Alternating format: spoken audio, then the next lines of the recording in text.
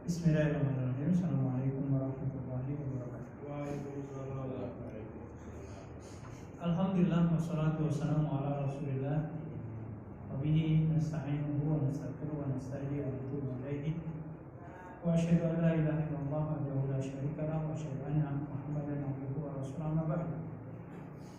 Jamaah Allah, setelah syukur kita panjatkan kehadirat Allah. Alhamdulillah di kesempatan malam hari ini berkenan Allah mempertemukan kita semua di majelis yang insyaallah berkah ini.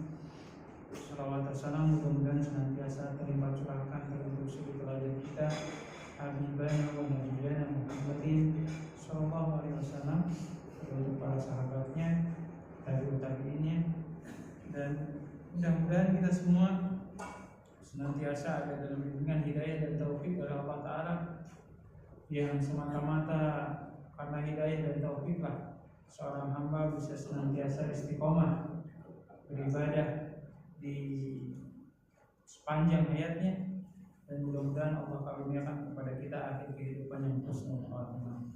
Allahumma amin. Amin ya rabbal alamin. Baik, ikhwatillah, kita melanjutkan babak baru pembahasan tafsir tadabbur surat Al-Ma'arij. Surat Al-Ma'arij ini disepakati oleh para ulama sebagai surat yang diturunkan sebelum hijrah dari Mekah ke Madinah, sehingga diistilahkan dengan surat Makkiyah. Surat Ma'arij itu sendiri secara harfiah, Ma'arij itu diambil dari suku kata Mi'raj. Setiap bulan Rajab kita selalu mendengar ada peristiwa Isra dan Mi'raj. Apa itu Isra? Isra itu secara harfiah perjalanan di waktu malam hari. Dari mana? Dari Masjidil Haram ke Masjidil Aqsa. Mudah-mudahan kita doakan saudara-saudara kita di Palestina, Allah berikan kesabaran, ketabahan, dan insya Allah kemenangan. Dan para penguasa Muslim di negara-negara tetangganya mudah-mudahan segera berikan Allah hidayah. Jadi ikhwatnya Allah, Rasulullah diberangkatkan oleh Allah dari Masjidil Haram ke Masjidil Aqsa. Dari Masjidil Aqsa kemudian perjalanannya dilanjutkan ke langit yang ketujuh yang dinamakan dengan Sidratul Muntaha, dan itu yang dinamakan dengan Mi'raj, perjalanan ke langit ketujuh. Secara harfiah Mi'raj itu artinya pilar-pilar yang sangat tinggi. Jadi memang sejatinya yang Allah, Mi'raj itu sendiri secara harfiah tadi disebutkan perjalanan ke tempat yang sangat-sangat tinggi.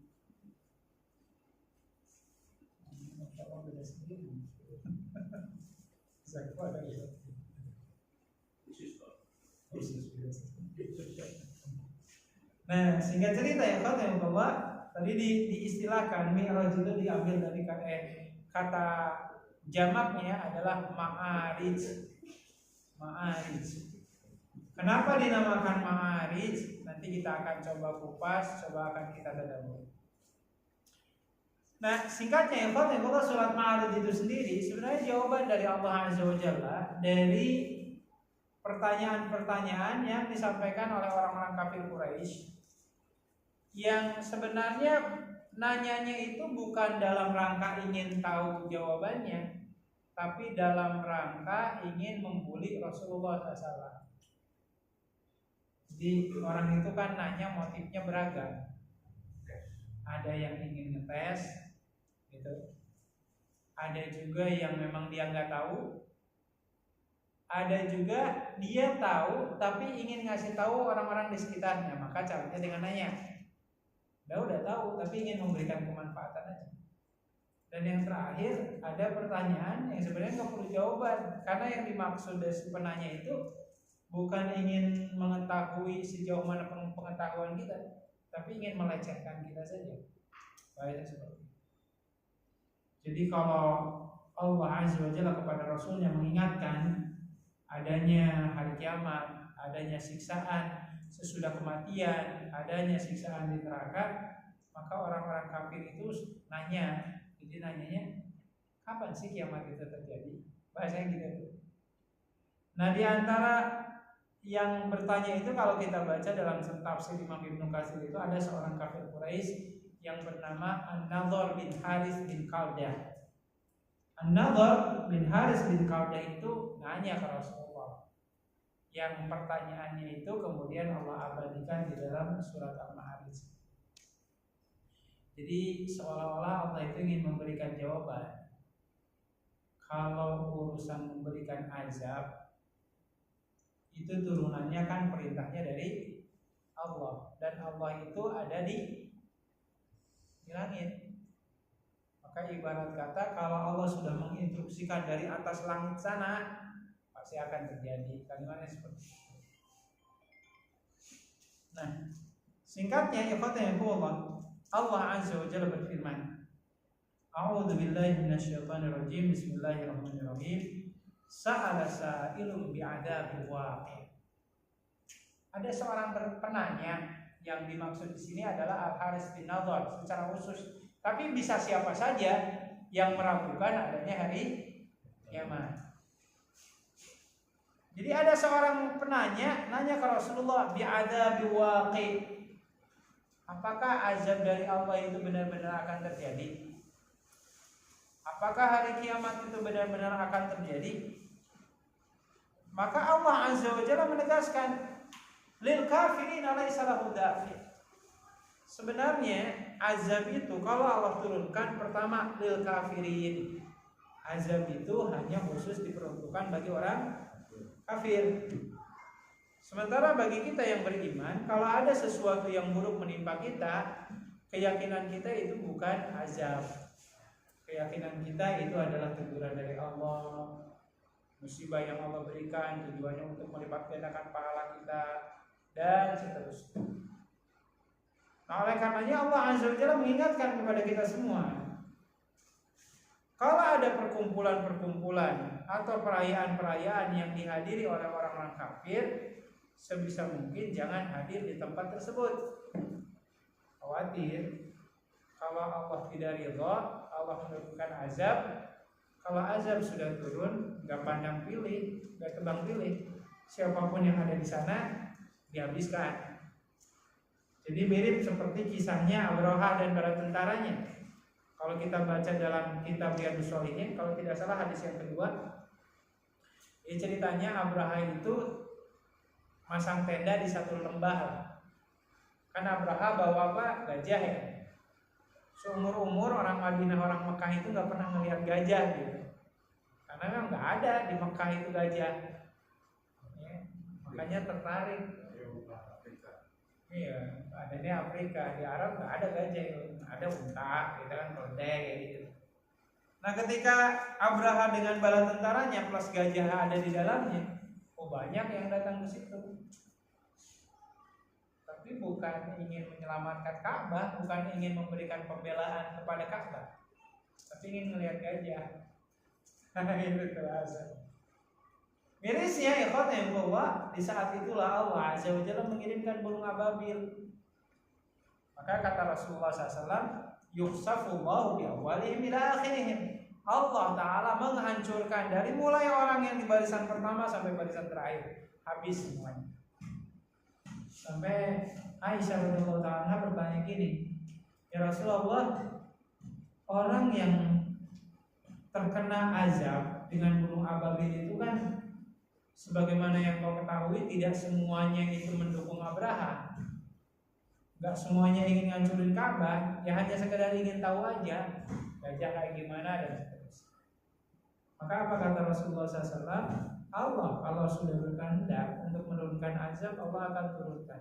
Siapapun yang ada di situ bisa jadi akan binasa. Tetapi yang membedakan, yub'atsu ala niyatihim. Setiap orang yang terkena dampak dari azab itu akan dibangkitkan di hari kiamat nanti sesuai dengan niatnya masing-masing. Jadi bahasanya ente ada di situ tujuannya apa? Gitu. Ya, tujuannya untuk melihat gajah yang nggak disamakan dengan orang yang ingin ngancurin Ka'bah. Tapi masalahnya ikut mati di tempat yang salah kayak gitu. Nah, ini peringatan bagaimana kemudian Allah menegaskan Wattaqu fitnatan la tusibanna alladziina zalamu minkum khassah. Di surat Al-Anfal ayat 35 itu Allah menegaskan, hendaklah Anda merasa takut kalau Allah menurunkan azab, yang azab itu enggak pernah Allah khususkan untuk orang zalim saja. Siapapun yang ada di situ bisa jadi terkena dampaknya. Jadi yang pertama dulu kata Allah, kalaulah azab itu Allah turunkan termasuk hari kiamat, maka yang namanya azab, yang namanya hari kiamat itu hanya akan menimpa orang-orang yang kafir. Karena ketika hari kiamat itu terjadi, tidak ada lagi manusia yang dalam hatinya ada keimanan. Yang kita tahu ya, teman sekalian, di antara 10 tanda hari kiamat itu salah satunya ada namanya dukhon, asap. Yang kalau dukhon itu terhisap oleh orang yang di dalam hatinya ada keimanan, meskipun hanya sedikit, maka hamba Allah Ta'ala tersebut akan bersin, sesudah bersin langsung meninggal. Itu dukhon. Sehingga ketika semua orang yang beriman sudah meninggal, yang tersisa hanya orang kafir saja di dunia ini. Pada saat itulah kemudian terjadi hari kiamat. Maka kata Rasulullah, la taqumu sa'atu illa ala sirril khalqi. Tidak akan terjadi hari kiamat kecuali akan menimpa kepada manusia yang paling buruk dari seluruh manusia yang pernah Allah munculkan di muka bumi. Maka kan diceritakan tuh ketika semua beriman, orang beriman sudah diwafatkan oleh Allah, bagaimana kata Rasulullah, ada sekelompok pasukan yang jumlahnya 100 orang. Mereka berangkat dari Habasyah menuju kota Mekah, lalu kemudian mereka menghancurkan Ka'bah. Ka'bah dihancurkan nanti. Kemana orang Islamnya? Udah meninggal semua. Jadi Ka'bah dihancurkan, barulah terjadi hari kiamat. Dan yang akan merasakan hari kiamat itu, sebagaimana Allah nyatakan di sini, orang-orang kafir. Ya, jadi insya Allah kita memang nggak akan merasakan hari kiamat. Nah singkatnya, yang pertama, kalau Allah ingin menurunkan azab, ya azab itu untuk orang kafir. Bagaimana dengan orang yang beriman? Yaitu ujian keimanan, bahasanya kesabaran dan seterusnya. Nabi inilah ketika Allah menurunkan azab kepada orang-orang kafir, kata Allah, laisa lahu dafi'. Tidak ada yang bisa menolak dan menghalau azab yang hendak Allah timpakan. Maka terjadinya fenomena bencana alam, entah itu tsunami-nya, entah itu gempanya, entah itu banjirnya dan seterusnya. Kalau Allah sudah tetapkan, tidak akan ada yang bisa yang menahan. Mungkin manusia mah baru sebatas bisa mendeteksi, gitu kan? Ada alat gempa, ada alat yang mendeteksi kapan tsunami terjadi, hanya sebatas itu. Ya. Indonesia katanya daerah apa namanya? Ya, katanya Pulau Jawa apa? Megatrust itu apa istilahnya? Gempa ya? Bukan Megatron ya? Megatrust. Katanya wallahu a'lam. Ya katanya Pulau Jawa itu kan, Pulau Sumatera, ya, termasuk daerah yang akan terkena. Alhamdulillah kalau terjadi gempa megatrust semuanya akan tertutup. Itu prediksi ilmiah. Mudah-mudahan ilmiah ya. Nggak ada kepentingan apapun di balik itu semua. Ya manusia hanya bisa memprediksi saja. Tapi kapan gempanya terjadi ya Allah. Itu sebagai catatan saja. Ya Allah Azza wa Jalla yang Maha tahu. Dan kalau Allah berkehendak, gak ada yang bisa menolak, gak ada yang bisa menghalau.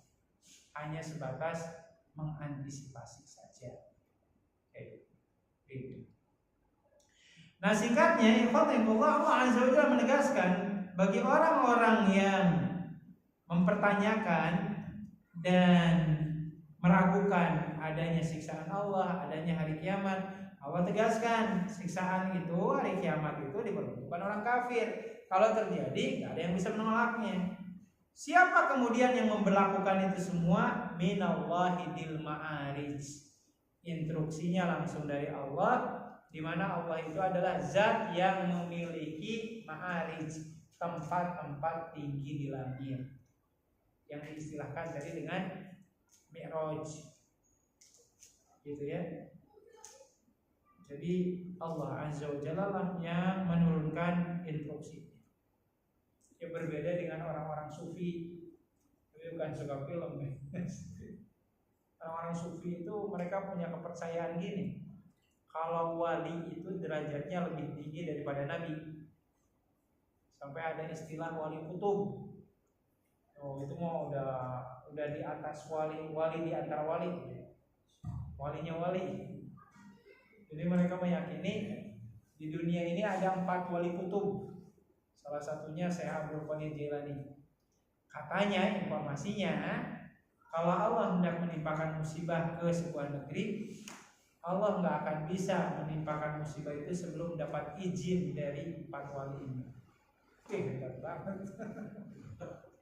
Masa Allah minta izin ke Syekh Abdul Qadir Jailani? Gimana ceritanya kalau Allah minta izin? Tapi hal-hal seperti itu tuh dipercaya ya, gitu ya. Nggak tahu di masyarakat kita itu makin walinya makin aneh, makin percaya. Sampai ada istilah wali majdub. Majdub itu yang terangkat kesadarannya. Ya kalau terangkat kesadarannya berarti apa? Ya bahasa gitu lah. Bahasa kan seperti itu. Jadi datang ke orangnya mau wajahnya dicoret-coret pakai spidol kayak, mau diludahin kayak, oh itu dianggapnya berkah. Nah Islam kan nggak seperti itu. Jadi prinsipnya kalau Allah Ta'ala hendak menurunkan musibah, mau menurunkan apapun itu, yang nggak perlu sowan, nggak perlu izin. Yang musibah yang terjadi terjadi aja. Apa juga minta izin kepada hamba. Nah baik, ikhwan. Jadi prinsipnya yang namanya fenomena terjadi hari kiamat termasuk azab itu semuanya bersumber dari instruksi Allah, di mana Allah itu adalah zat yang menguasai tempat-tempat tinggi di langit sana. Itu pertanda berarti Allah itu ada di atas langit. Nah, tinggal nggak usah diperdalam lagi lah. Oh, berarti kalau Allah di langit berarti Allah dibatasi dengan ruang dan waktu. Berarti Allah itu bukan Tuhan kalau gitu, kalau masih diliputi oleh tempat, masih diliputi oleh daerah tertentu. Jadi kadang cara kita beriman kepada Allah itu kadang ya, orang itu bahasanya apa ya? Seperti para sahabat lah zaman dulu. Ketika Rasulullah mengatakan Allah ada di atas langit, udah percaya aja gitu, gak usah diperdalam. Allah maha melihat, Allah maha mendengar. Berarti kalau maha melihat, maha mendengar berarti Allah itu punya mata, punya pendengaran, kan kayak gitu. Dan para sahabat gak ngejelimet gitu.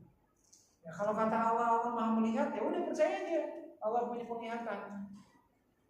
Allah maha mendengar, ya udah percaya aja Allah punya pendengaran. Gak perlu kemudian mengatakan, oh berarti kalau Allah punya mata, punya pendengaran, oh berarti Allah sama seperti makhluknya. Ya nggak seperti itu juga ya. Jadi pokoknya kita menetapkan apa yang ditetapkan oleh Allah untuk zatnya. Ketika Allah menegaskan Allah punya penglihatan, Allah punya pendengaran, udah sami'na wa ata'na aja. Jadi dalam salah satu kesempatan Imam Syafi'i itu pernah didebat oleh kalangan madhab Asy'ari terkait bukankah Allah itu tidak sama dengan makhluknya. Dia ada ayat laisa kamitslihi syai'un, kalimatnya gitu. Ini ayatnya ada nih, laisa kamitslihi syai'un. Tidak ada yang sama dengan Allah Azza wa Jalla. Jadi nggak boleh mengatakan Allah punya tangan, Allah punya kaki dan seterusnya. Kata Imam Syafi'i, baca dalilnya nggak lengkap sampai selesai dong ayatnya dibaca. Laisa kamitslihi syai'un wa huwas samiul basir.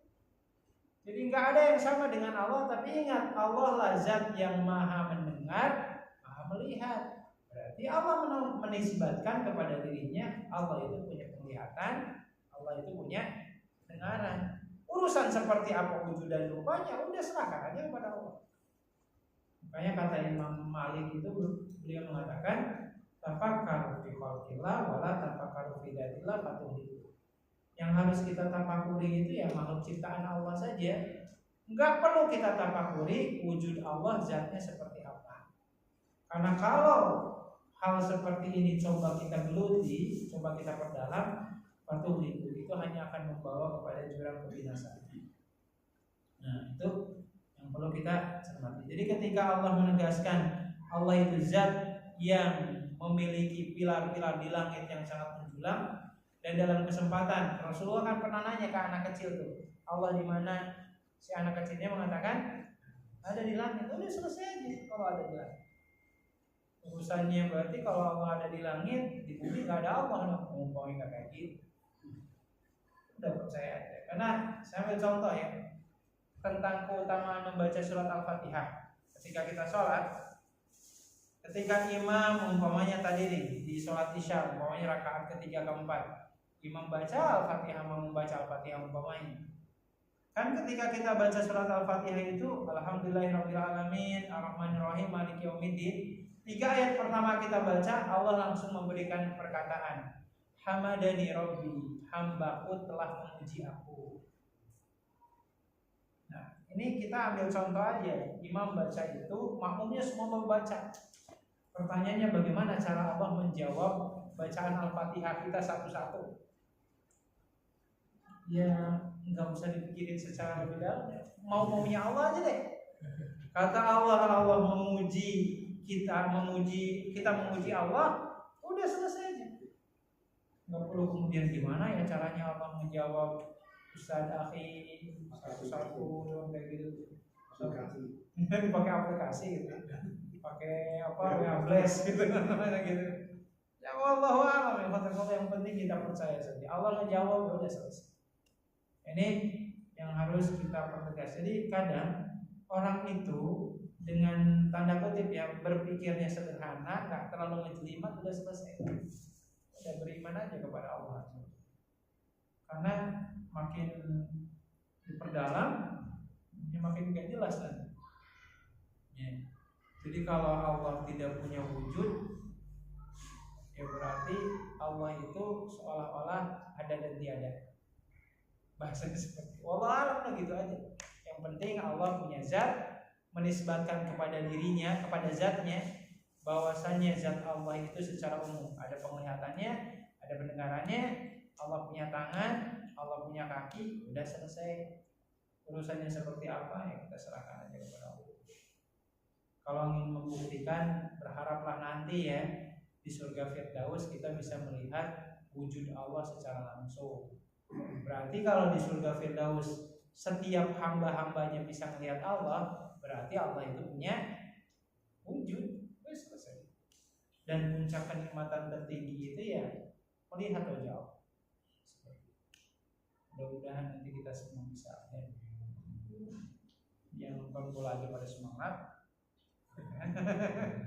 Bahasa kasarnya ya, melihat wajah Allah harus jauh di situ.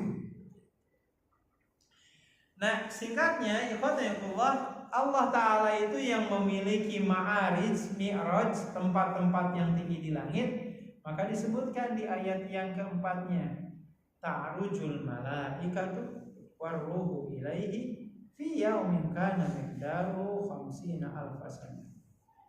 Dimana kalau malaikat itu ingin melakukan mi'raj ke tempat tertinggi, termasuk dalam hal ini bukan cuma malaikat saja, waruh dan ruh. Yang dimaksud ruh di sini apa? Kalau Imam Ibnu Katsir menyebutkan ruh di sini ada 2 makna. Yang pertama, ruh yang dimaksud di sini adalah malaikat Jibril. Makanya nama malaikat Jibril itu kan punya gelar Ruhul Kudus, ya, zat yang disucikan oleh Allah. Kalau yang non muslimnya bilang roh kudus, bahasa gitu kan. Jadi yang pertama ya Allah Azza wa Jalla menyebutkan bahwasanya ketika ada para malaikat yang termasuk di dalamnya ada ruh. Yang dimaksud ruh di sini ada yang diartikan sebagai malaikat. Ada juga yang dimaksud ruh di sini adalah arwah. Arwah itu bentuk jamak, kata tunggalnya ruh atau roh. Jadi singkatnya ikhwatullah, sebagaimana yang tertuang dalam riwayat yang disahihkan oleh Imam Bukhari Muslim itu kan diceritakan ketika nanti saya dan kita semua nih dicabut ruh kita, dicabut nyawa kita, maka seluruh hamba-hamba Allah itu akan dibawa terlebih dahulu ke langit. Setiap kita seperti itu. Makanya beberapa ulama itu ada yang punya pandangan ketika nanti jasad kita itu dimandikan, dikafani, apakah kita tahu siapa yang memandikannya? Sebagian ulama mengatakan tidak. Karena ketika roh kita itu dicabut oleh malaikat dibawa sampai ke langit tertinggi. Mudah-mudahan kita semua orang-orang soleh yang ketika dicabut arwah kita dalam kondisi telanjang, Allah langsung menyiapkan hamparan kain yang diambil dari surga, lalu kemudian langsung menutupi aurat kita. Itu kalau orang soleh. Yang kemudian dari lambaran kain yang menutupi tubuh kita itu tercium aroma wangi yang luar biasa sampai para penduduk langit bertanya-tanya, ini siapa yang meninggal? Kok baunya wangi banget? Bahasanya gitu. Maka malaikat pencabut nyawa itu menyebut, izin Allah ya, menyebut nama kita plus nama orang tuanya. Hamba ini, yang wangi ini adalah si Fulan, putra dari bapak Fulan. Makanya kata para ulama ini salah satu keberkahan punya anak yang soleh. Jadi ketika kita meninggal itu orang tua kita disebut-sebut kebaikannya. Bukan berarti nama bapaknya soleh ya. Bahwa tuh sampai langit ke-7 tuh ya khotbah. Ya setiap kali menembus lapisan pertama ditanya sama malaikat penjaga langit, ini siapa? Disebutkan bulan-bulan terus sampai langit ke-7. Di langit ke-7 itulah orang-orang soleh kemudian ditetapkan oleh Allah Ta'ala catatan amalnya yang selama dia hidup Allah letakkan di sebuah tempat yang sangat mulia yang bernama Iliyin. Ini pernah kita bahas di surat Al-Mutaffifin. Tapi kalau orang yang matinya adalah arwah ahlul maksiyah, termasuk di dalamnya orang-orang kafir, orang-orang musyrik, maka ketika dicabut arwahnya dalam kondisi telanjang, Allah langsung menyiapkan hamparan kain yang diambil dari neraka jahanam. Belum sempat masuk neraka tapi sudah merasakan bagaimana tubuh itu tersiksa. Dari tubuh itulah tercium aroma bau busuk yang luar biasa yang mengganggu penciuman para penduduk langit. Sampai disebutkan, ini siapa yang mati ini bau banget dan seterusnya. Oh disebutkan Fulan, putranya bapak Fulan. Sampai akhirnya apa ya khatibullah, Allah Ta'ala menetapkan catatan amalnya itu disimpan di sebuah tempat yang bernama apa? Kalau tadi Iliyin, kalau sekarang apa? Saya lupa. Apa? Ada yang masih ingat ya Pak? Apa ya? Ya nanti dicari lagi di surat Al-Mutaffifin. Astagfirullah, lupa saya. Jadi ada Iliyin, ada apa lagi? Astagfirullah. Nanti dilihat lagi soal itu. Ya mudah-mudahan yang diingat yang baik-baiknya saja Pak. Jangan sampai kita termasuk naudzubillah orang-orang yang mendapatkan keburukan dari atas apa yang kita lakukan. Coba kita lihat lagi yang ulang yang coba surat Al-Mutaffifin. Jadi ada Iliyin,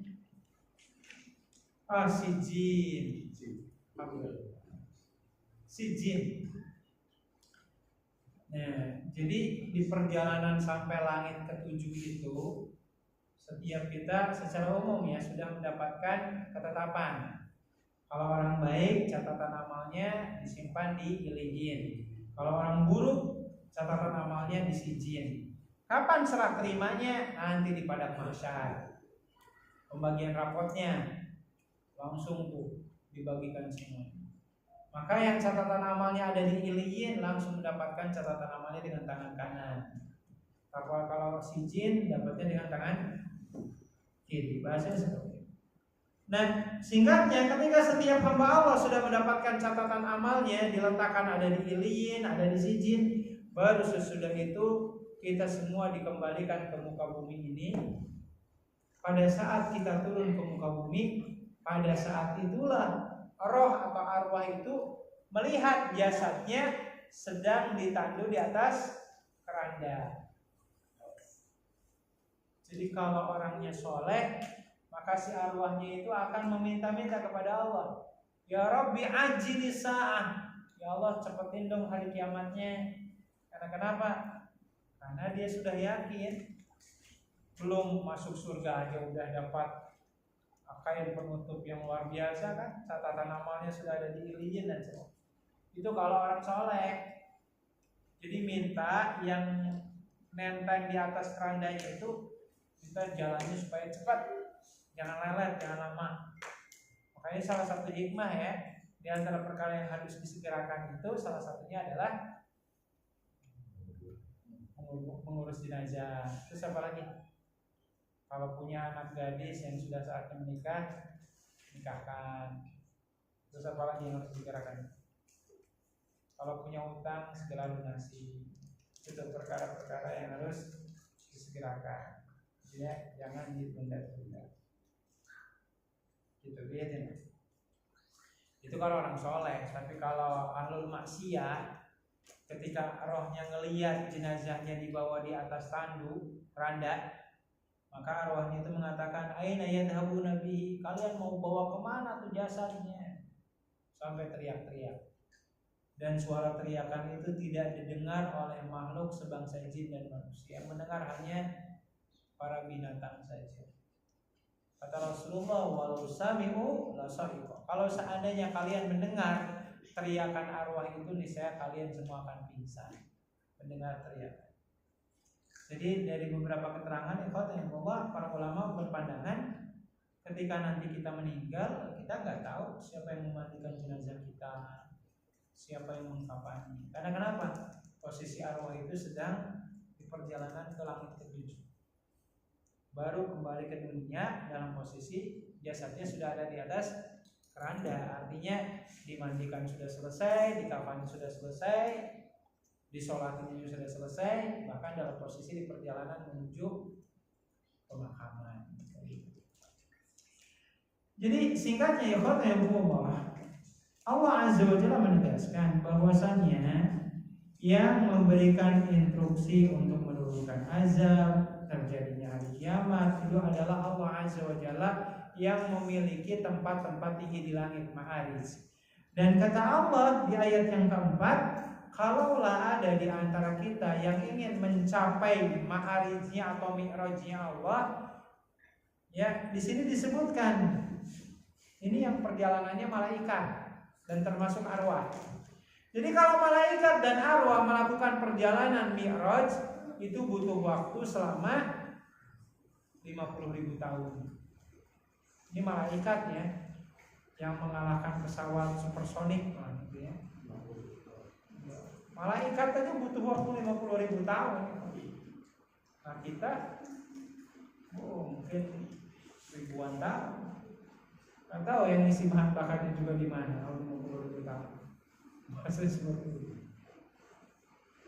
Nah terkait ini, hal ini Allah ada penafsiran yang menarik. Kalau nanti dibaca di tafsir Imam Ibnu Katsir itu, di mana Imam Ibnu Katsir menyebutkan makna 50.000 tahun itu adalah perjalanan yang kalau kita baca makna yang pertama adalah yang dimaksud dengan 50.000 tahun itu adalah jarak antara arasnya Allah dengan lapisan langit yang terendah bahasanya, atau lapisan langit yang ketujuh.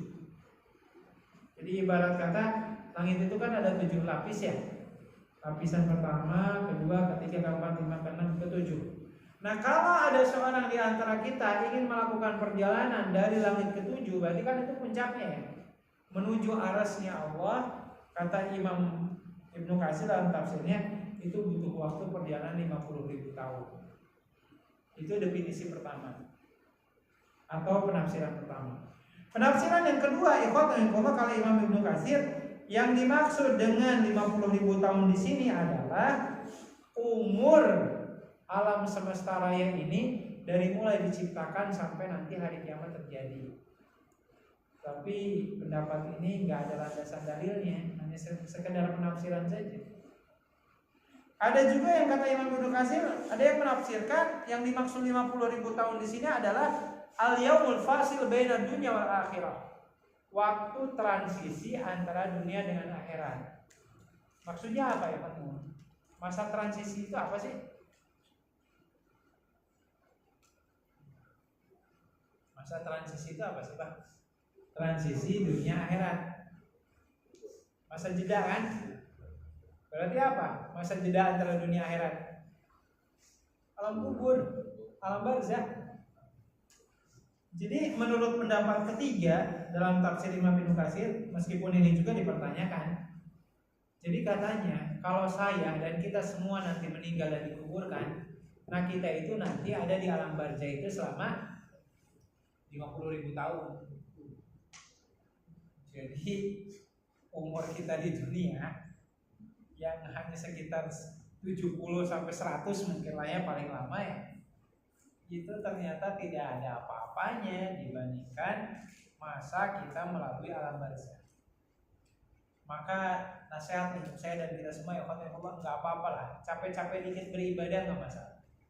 Kalau ibadah kita paling lama hanya sampai 100 tahun, paling lama, itu pun belum dikurangi dengan masa sebelum balik. Katakanlah kita balik usia 15 tahun, ya dari 100 tahun itu dipotong 15, 85 tahun kita beribadah secara umum ya, kalau hitungannya umur kita 100 tahun. Sementara di alam kubur 50.000 tahun. Jadi ya capek-capek dikit nggak masalah. Ya orang ibadah capek, maksiat juga capek. Dan memang profesi yang bikin capek itu secara umum ya, salah satunya yang nganggur. Nganggur kan capek. Jangan dikira nganggur nggak capek. Ya, mungkin kalau yang bekerja datang waktu libur senang kan, luar biasa. Jadi ada waktu istirahat. Tapi coba kalau libur seterusnya kan bosan ya. Kan bosan seperti itu. Yang pekerjaan yang melelahkan itu ya nganggur kan. Makanya kata Umar bin Khattab radhiyallahu ta'ala, beliau mengatakan bagi seorang muslim itu nggak ada istilah nganggur. Kita itu punya dua pilihan. Kalau tidak disibukkan dengan urusan akhirat, disibukkan dengan urusan dunia. Kalau akhiratnya, mohon maaf, kalau dunianya umpamanya sudah pensiun karena terbatasi dengan umur, ya urusan akhirat nggak ada batasannya selama kita masih hidup. Ya selama kesadaran masih ada, meskipun hanya dengan bahasa isyarat, ya sholat itu saya tetap wajib selama masih sadar, gitu. Jadi ya nggak apa-apa lah, capek dikit ya.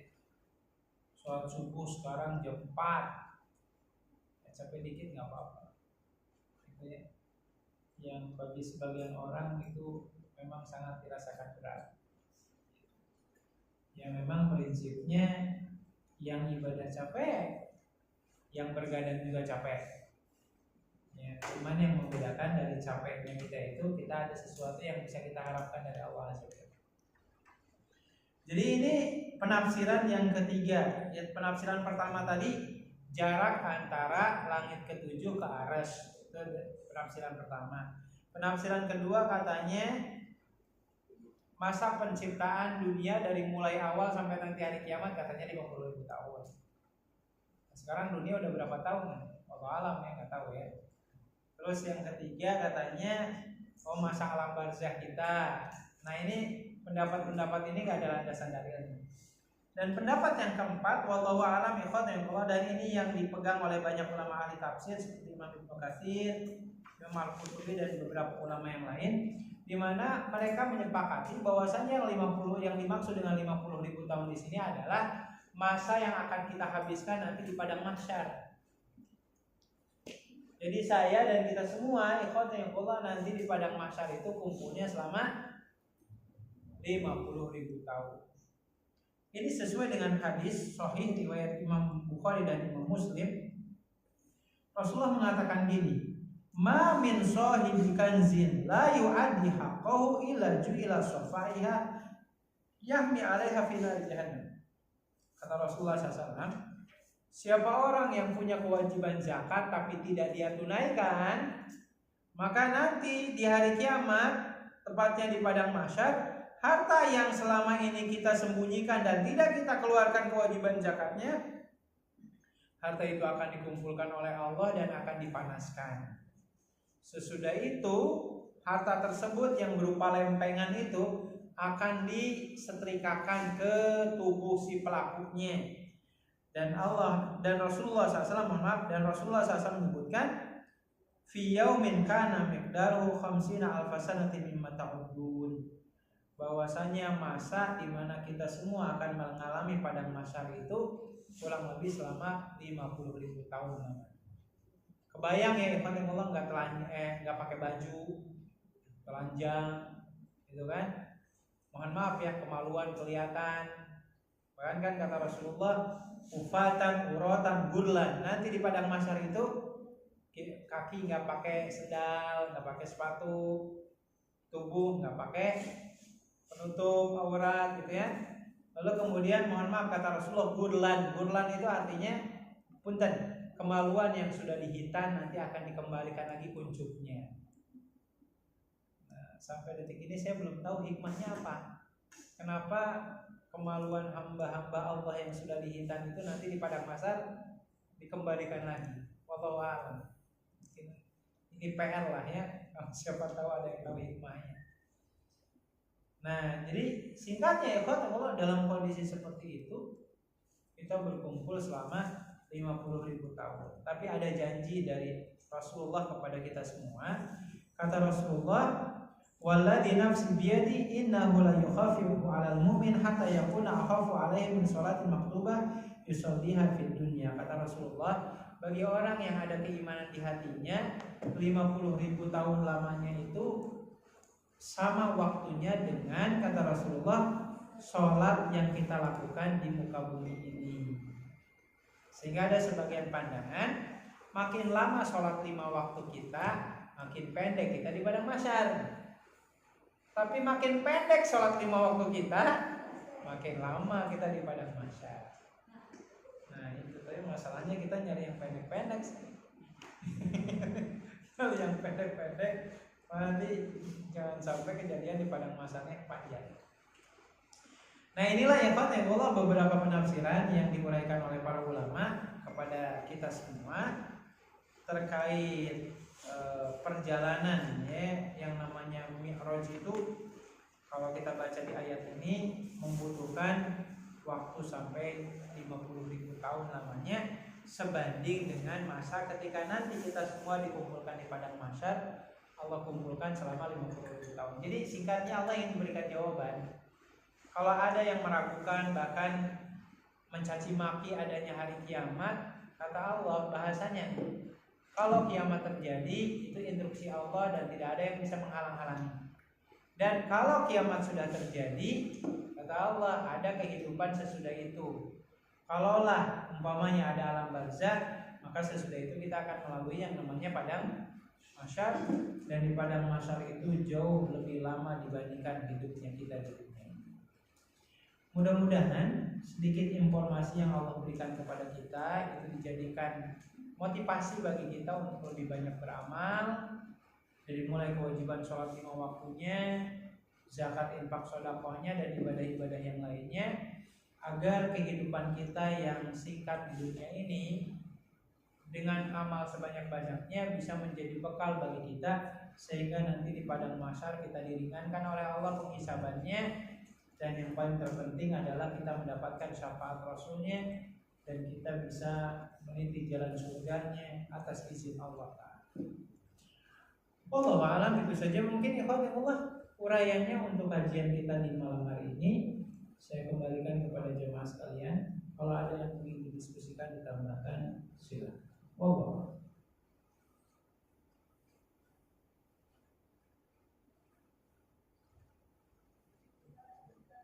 Ya ibu, enggak.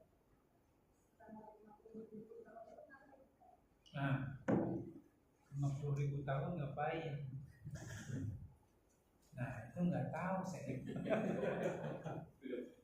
Cuman kan ada pertanyaan yang diwakili oleh Aisyah radhiyallahu taala. Ya Rasulullah, ketika kita nanti telanjang dan setiap kita berdesak-desakan selama 50.000 tahun, apakah ada hasrat dari kaum laki-laki untuk melihat aurat perempuan? Dan adakah perasaan malu dalam diri perempuan ketika auratnya dilihat oleh laki-laki? Apa jawaban dari Rasulullah? Al-amru a'dhamu min dzalika. Urusan ngelihat aurat itu bukan urusan yang penting. Karena setiap kita nanti memikirkan cuma satu, selamat enggak dari penghisaban Allah. Jadi kalau kita ditanya apa yang kita lakukan nanti di padang mahsyar, secara umum nunggu giliran dihisab. Nunggu. Ya. Dan 50.000 tahun nunggu satu-satu, ya, dari mulai manusia pertama katakanlah ya sampai manusia terakhir. Tapi dalam beberapa riwayat Allah menjanjikan umat Nabi Muhammad itu yang akan paling pertama dihisab oleh Allah. Karena kenapa? Kita itu diberikan kehormatan oleh Allah bisa menjadi saksi bagi seluruh umat manusia. Makanya ingat ya ikhwan, kalau kita selesai menyolati jenazah, kan di kampung-kampung suka ada omongan gini, jamaah apakah menyaksikan almarhum ini ahlul khair? Khair. Apakah orang ini orang baik? Baik. Hati-hati tuh ya, kalau jawab kayak gitu, tahu baik dari mana? Ya, tahu ahlul khairnya dari mana tuh? Kecuali kalau kita kenal banget orangnya, minimal sholat 5 waktu bolak-balik ke masjid terus ya boleh lah. Yang fashadulahu bil iman. Yang Pak Maksum nih, insya Allah nih ahlul khair, insya Allah ya. Itu kan kalau kita ngeliat, tapi kalau jarang ngeliat, enggak satu perumahan juga enggak, jarang ngeliat barang-barang bentuk masjid. Kalau kata Sayyidina Umar itu kan kita tahu karakter orang itu salah satunya 3 indikatornya. Kata Umar bin Khattab, pernah enggak engkau melakukan perjalanan bareng bersama orang itu? Itu kan pertama. Kedua, pernah enggak nginep di rumahnya? Dan yang ketiga, pernah enggak ada hubungan transaksi bisnis keuangan dengan orang itu? Kalau pernah melakukan 3 hal ini, ya Anda boleh tuh mengukur orang itu orang baik atau kayak gitu tuh. Jadi jangan bilang ahlul khair, nanti ditanya sama Allah tuh. Antum syuhada wa amam Allah. Ini kata Rasulullah, kalian akan menjadi saksi di hadapan Allah nanti di hari kiamat. Jadi kalau nggak tahu mau lebih baik diam, gitu ya, atau jawab insya Allah.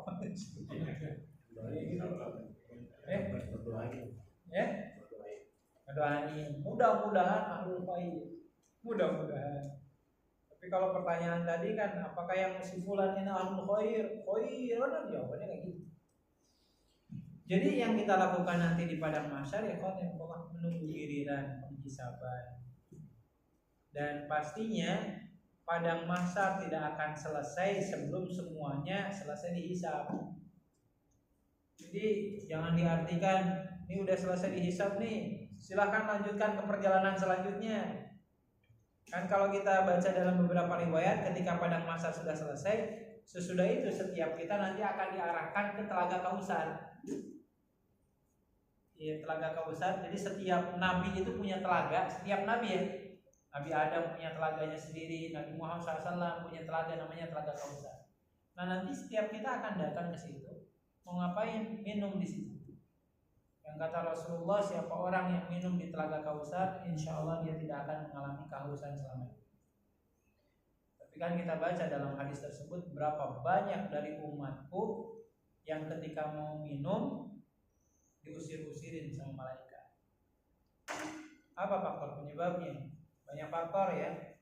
Dalam riwayat yang masyhur itu, 1, melakukan amalan tidak sesuai tuntunan sunnah Rasulullah. Dan yang kedua, ini mah nanti ngomong politik. Yang kedua, mendukung politisi yang buruk. Nah, ini tuh hati-hati nanti tanggal 27 tuh. Yang belas siapa ya Pak? Milik Komeng. Jadi silakan ya, berdasarkan ijtihad politiknya masing-masing. mana yang paling umpamanya Ustaz di Karawang jelek semua, umpamanya yang jeleknya paling ringan lah. Di antara yang jelek-jelek mana yang paling ringan? Masuk di mana? Di provinsi atau di mana ya? Provinsi apa ya? Pemilihan gubernur. Ada berapa pasang sih? 4. Yang mana pilih? Yang paling banyak membawa kemaslahatan. Nah itu tuh. Jadi di antara orang yang diusir-usirin sama malaikat itu 2 tadi, beramal tidak sesuai dengan tuntunan sunnah dan mendukung pemimpin yang zalim. Itu tuh. Jadi intinya jamaah sekalian, sebelum proses di padang mahsyar selesai, kita belum akan langsung ke telaga Kausar dulu, nunggu selesai semua. Seperti itu. Nah itu mungkin yang perlu kita cermati. Tinggal kemudian kita menyiapkan diri amalan-amalan apa yang bisa menolong kita di padang mahsyar yang lamanya 50.000 tahun tadi. Karena ingat ya jemaah sekalian, Rasulullah mengatakan ya, ada 7 golongan yang mendapatkan naungan di hari kiamat ketika tidak ada naungan selain naungan Allah. Banyak kan? 7 itu apa saja? Pemimpin yang adil. Terus apa lagi? Anak muda yang terikat hatinya dengan masjid. Marbot. Siapapun lah ya, yang penting terikat dengan masjid. Kemudian anak muda yang hidup dalam kondisi beribadah kepada Allah. Terus 2 sahabat yang berteman karena Allah, berpisah karena Allah. Terus orang yang bersedekah sembunyi-sembunyi sampai tangan kirinya nggak tahu apa yang disedekahkan oleh tangan kanannya. Terus laki-laki yang diajak berzina tapi dia memiliki rasa takut kepada Allah.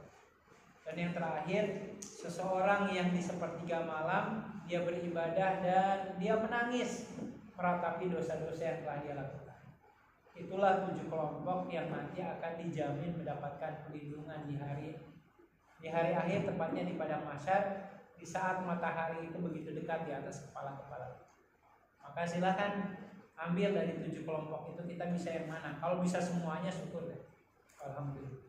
Tapi kalau nggak bisa semuanya, minimal salah satu. Wallahu a'lam, seperti itu mungkin.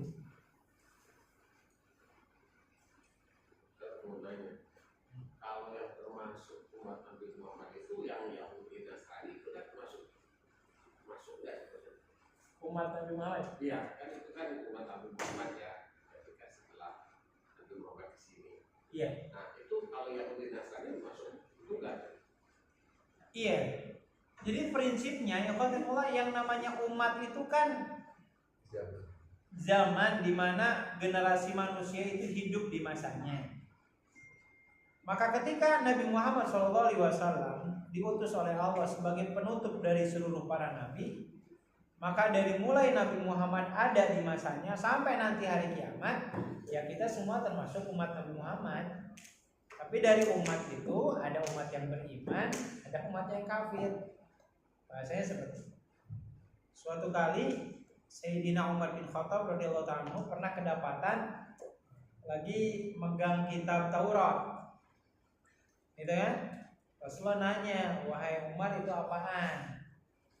Ya Umar bilang, "Ini Taurat." Apa kata Rasulullah? "Demi Allah, kalau seandainya Nabi Musa saat ini masih hidup, dia tidak akan lagi menggunakan kitab suci. Niscaya dia akan mengikuti ajaran." Makanya ini salah satu alasan kenapa nanti Nabi Isa, ketika Nabi Isa diturunkan di akhir zaman nanti, ketika yang bersangkutan dipersilahkan untuk memimpin sholat, Nabi Isa mengatakan, hari ini atau detik ini syariat yang berlaku bukan syariat, tetapi syariat Nabi Muhammad. Maka Nabi Isa mempersilahkan Imam Mahdi yang memimpin sholat dan Nabi Isa menjadi makmum.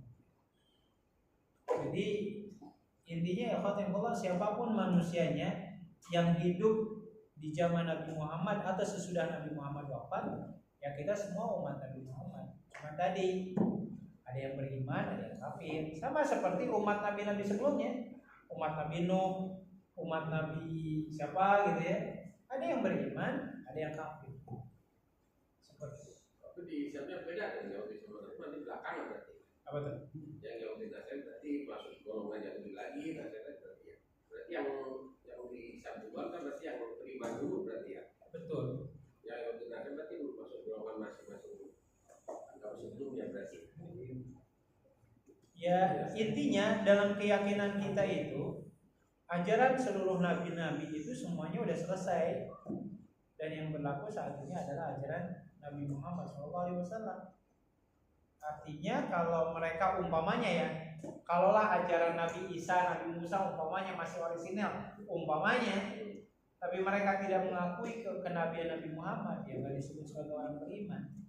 Maka yang akan pertama kali dihisab, betul tadi, umat Nabi Muhammad yang beriman. Nah kita nih insya Allah nih yang akan pertama kali dihisab oleh Allah.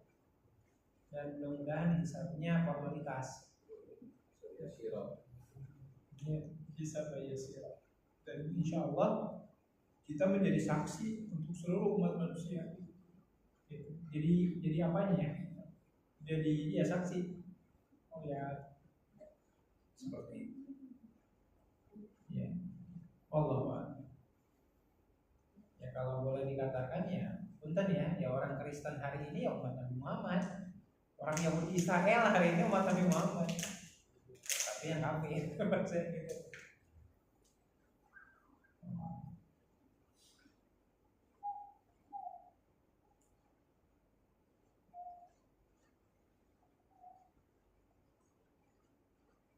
Ada lagi? Cukup? Yang selama pada masa tadi ya, itu kan pasti umat itu kan Muhammad itu ada yang iman boleh atau yang kafir itu kondisinya apa yang boleh bagaimana yang kafir bagaimana selama menunggu lagi. Termasuk yang tadi kan dari zaman Nabi Adam sampai kategori itu berlaku dari Adam bukan? Iya, prinsipnya kan orang-orang beriman itu selama mereka mengikuti ajaran para nabi, di mana saat itu nabinya masih hidup, maka mereka disebut orang yang beriman. Pengikut dari mulai pengikut Nabi Adam, Nabi Idris, Nabi Nuh dan seterusnya, ya mereka disebut orang-orang beriman. Dan kalau ada nggak tanda-tandanya, ya Rasulullah kan nyebutin tanda-tanda orang beriman itu salah satunya adalah umpamanya, ini kata Rasulullah ya, la tantiqu sayf fa innahu nurul muslim yaumil qiyamah. Yang punya uban jangan dicabut karena uban itu nanti akan bercahaya di hari kiamat nanti. Jadi orang soleh itu kepalanya menyala. Itu contoh tuh. Termasuk kan dalam riwayat yang lain kan kata Rasulullah SAW, orang yang selalu menjaga wudunya itu wajahnya bercahaya. Itu salah satu tandanya. Dari sekian banyak tanda-tanda fisik yang disebutkan oleh Rasulullah SAW terkait orang-orang soleh. Dan kalau kita baca di surat Abasa juga kan, tanda orang soleh itu wajahnya berseri-seri, nggak muram, nggak penuh dengan ketakutan, itu tandanya saja. Wallah.